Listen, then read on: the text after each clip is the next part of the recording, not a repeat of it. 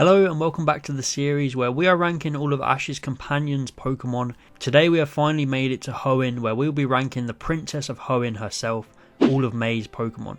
If we can hit 90 likes on this video, then I'll be ranking Dawn's Pokemon right away, but let's get started and I hope you enjoy.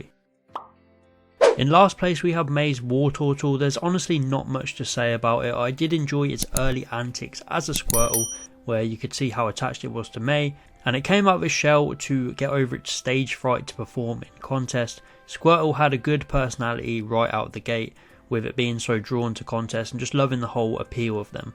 It's last because I really couldn't remember any standout moments that it had other than its first few contests, and we didn't get that much time with it.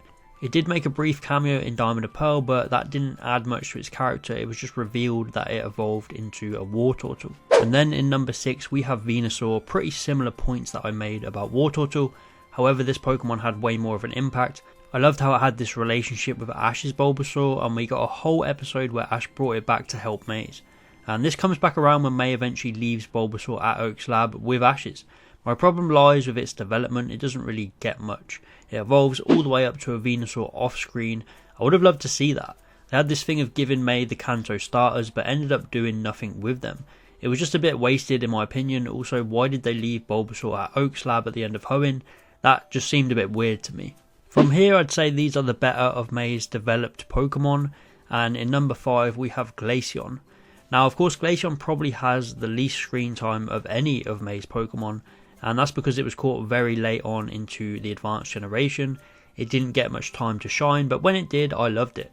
It was one of the original Eevees back when it was unique and they weren't just throwing everyone at Eevee. It had some big moments in contests, including one against Brock and his Marshtomp. I always remember its Dig and Shadow Ball combinations. They were really cool. I think also what helped with it was it being the biggest return for May in Sinnoh. May literally went to Snowpoint City just to evolve it on the Ice Rock, which was a really cool way of bringing light to an older Pokemon, and then of course it competed in the Wallace Cup. Overall just a solid member of May's team. Next up is Skitty, and just in general I think May's core Hoenn team benefited the most just because of the amount of screen time they got. Skitty was prominent throughout Hoenn and it had some big development beats as well. It had this habit of getting distracted and chasing things, which let's be honest got very annoying at times, but it was good to see it overcome that at times and pull through to win some big contests. Also love this episode where it learnt Blizzard from another coordinator's Delcatty. Skitty is just a decent member of May's team. It's not one of the best, it's not one of the worst. There's times where this thing really annoys me, but also times where I enjoy it. Its move assist did get annoying sometimes when they just kept using it, especially after being tricked by Harley, but overall it is a solid Pokemon and I think it fits May perfectly. Taking the bronze is Beautifly, and this is the Pokemon which pretty much was responsible for May even becoming a coordinator. After seeing how well Jeanette and hers performed, she knew she had to get one, and it had so much personality. Early on as a Wurmple, it would just eat everything in sight. Then it evolved and it made for some funny moments with Jessie's Cascoon, as Jessie thought hers was a Silcoon as well.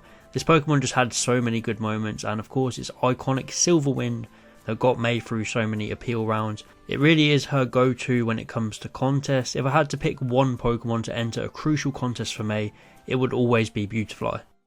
In second place is Munchlax, and I thought Munchlax changed a lot when it came to the Advanced Generation anime. It added a fresh new face to the cast, a lot of personality despite being caught rather late. It still made such a big impact. From it using extreme speed to catch an Arcanine, to it teaming up with Max in the orientating contest, and then it eventually started to compete in contests, and it added an element of randomness with its metronome, similar to May's Skitty but way less annoying as it would only do it on special occasions, and it was more of a big reveal. I just love Munchlax. I think it added so much fun to the series, always eating everyone's food. They even went all out to create its own Pokeblock that would fill it up in one bite, which Max would hold on to. And another thing was, since Max didn't have his own Pokemon, it was nice to see Munchlax and Max have this really close bond.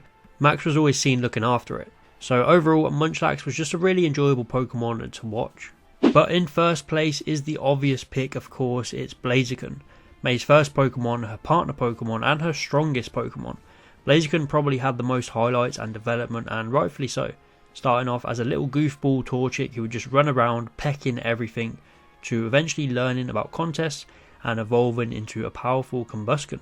After evolving, it came in handy in some massive contests and Grand Festival battles, It was with May the longest amount of time. She left the others behind at Oak's Lab and the Petalburg Gym, but not her starter. It was always with her, and even made a fiery return in Diamond and Pearl, where it was used in a double battle against the restaurant owners to try and get a free meal. It was cool seeing this giant figure Blaziken team up with Dawn's tiny Piplup, and of course we can't forget the final battle in the Advanced Generation, where it went toe to toe with Ash's Sceptile, an iconic battle where they split the ribbon in the end. Overall, Blaziken is an amazing Pokemon. Part of me wishes it evolved earlier, but the impact it had when it did evolve was worth the wait, so it comes in at number 1. Thanks for watching. Be sure to let me know which Pokemon of May's is your favourite, and of course hit that like button. If we can get to 90 likes, and I'll be sure to bring out Dawn's Pokemon ranked right away. But that's it for now, and I'll see you next time.